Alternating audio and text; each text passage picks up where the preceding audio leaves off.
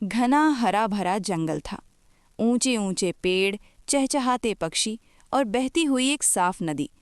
इसी जंगल में रहता था एक नन्हा सा बंदर जिसका नाम था पाथा।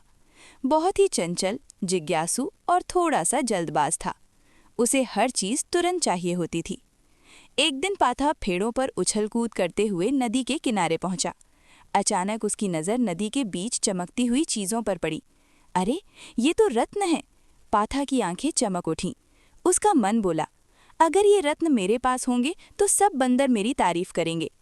बिना ज्यादा सोचे, बिना पानी की तेज धार को समझे, पाथा सीधे नदी में कूद पड़ा। लेकिन नदी का पानी बहुत तेज था। पाथा बहने लगा।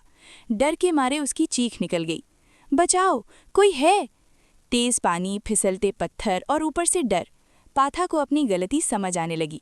उसे याद आया कि माँ हमेशा कहती थी कि कोई भी फैसला सोच समझ कर लेना चाहिए, लेकिन अब बहुत देर हो चुकी थी। उसी समय जंगल का एक बूढ़ा समझदार बंदर वहां पहुंचा। उसने जल्दी से एक मजबूत बेल नदी में फेंकी। इसे पकड़ो पाथा। किसी तरह पाथा ने बेल पकड़ ली और सुरक्षित बाहर आ गया।